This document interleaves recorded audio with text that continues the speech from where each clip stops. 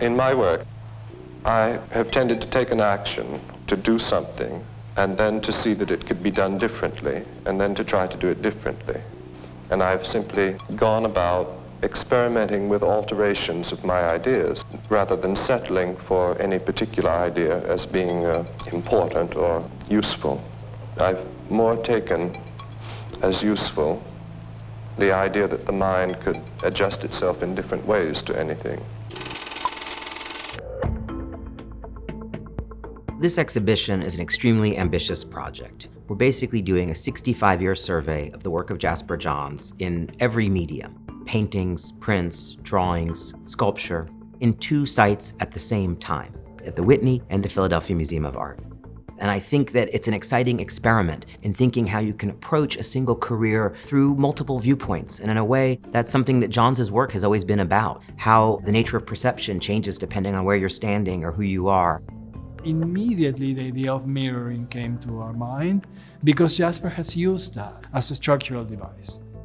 Mirroring has implications both in terms of what makes a work unique and what makes a work definitive, but also about our own perception and how our perception creates basically a context for what we see.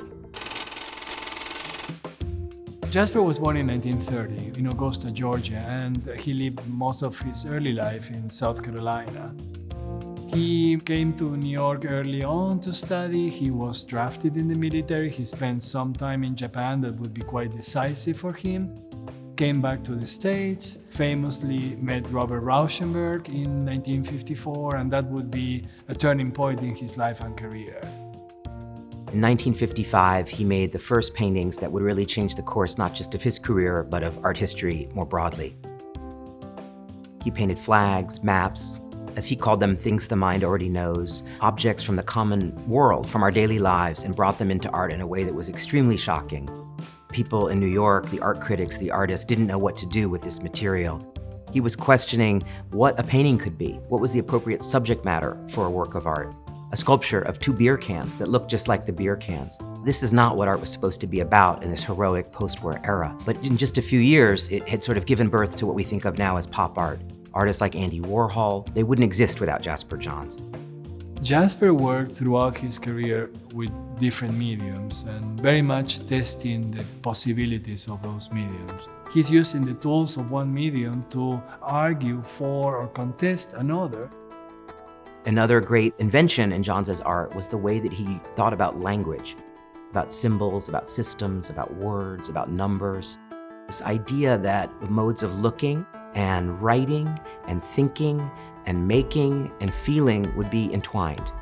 What's the difference between reading and looking?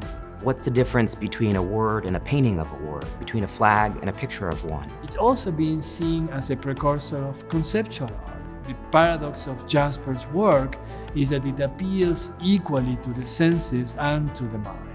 He's guided by this inner life, this curiosity, this questioning of what it might mean to touch the painting a certain way, to make something in one color and then see it again in black and white. These kinds of questions are sort of what's at the very nature of art practice, how an artist makes something and learns and discovers something while making it.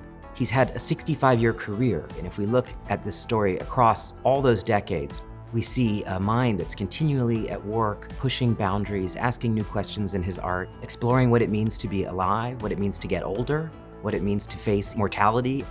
This is an artist who exceeds any one definition. This is someone who has really changed the course of art history in this country and abroad.